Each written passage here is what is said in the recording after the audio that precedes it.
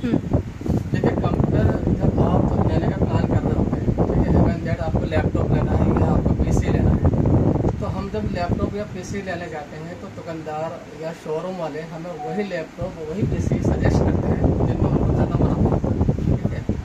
लेकिन हम धोखा खा जाते हैं। अगर आप ग्राफिक डिजाइनिंग कर रहे हैं या एनिमेशन की फील्ड में जा रहे हैं तो आपको कौन सा कंप्यूटर लेना है, और अगर आप MS ऑफिस या डाटा एंट्री जैसी फील्ड में जा रहे हैं तो आपको कौन सा कंप्यूटर लेना है। यहाँ दोनों कंडीशन है कि कम पैसे में अच्छा पीसी और अच्छे पैसों में अच्छा पीसी, है ना।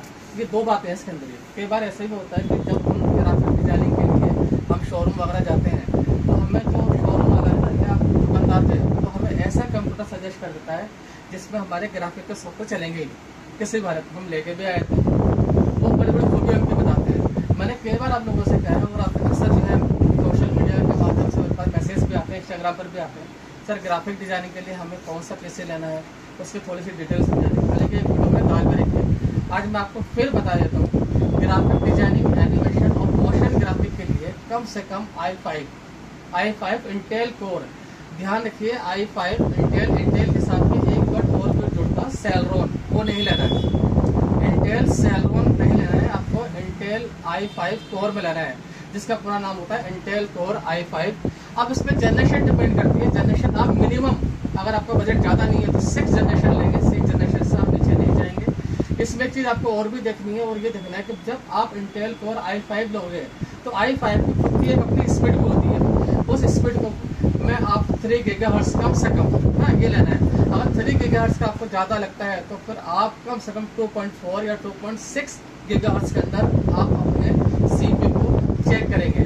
ये CPU की स्पीड होती है, इसको हम क्लॉक स्पीड कहते हैं। जब आप शोरूम पे जाए ना तो आप दुकानदार से बोलेंगे कि भैया मुझे इंटेल कोर i5 3.0 गीगाहर्ट्ज़ में चाहिए। जब आप इतना कहोगे ना तो फौरन समझाएगा सामने वाला बंदा ना थोड़ा सा स्मार्ट है, तो वो आपके साथ चलाकी नहीं करेगा।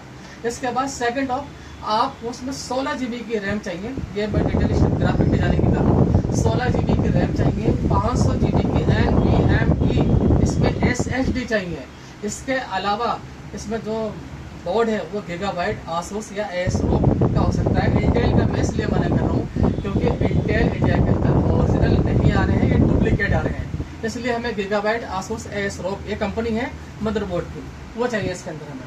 तो ये कॉमन हो गई। उसके अलावा LED या माउस की आप पर डिपेंड करता है, वो चाहे मर्जी लीजिए। अब बारी आती है डाटा एंट्री वालों के लिए।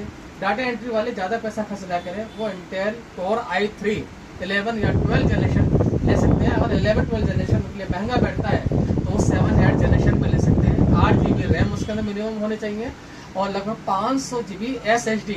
यहाँ मैंने NVMe नहीं बोला है, यहाँ मैंने SSD बोला है। यह आपको लगभग 20 से 24 हज़ार के बीच में i3 मिल जाएगा। ग्राफिक डिजाइनिंग का आपको कम से कम 40 से 45 के बीच में मिलेगा, जो मैंने बताया लैपटॉप के बारे में। लेकिन अगर आप डेस्कटॉप परचेज करेंगे तो ये आपको बहुत कम रेंज के अंदर मिल जाएंगे। डेस्कटॉप लगभग 21-22 का और डाटा एंट्री के लिए लगभग 14-15 का ये आपको मिल जाएगा। ये सारे इंटेल में रहेंगे, इंटेल कोर i5 और i3, ठीक है, क्लियर।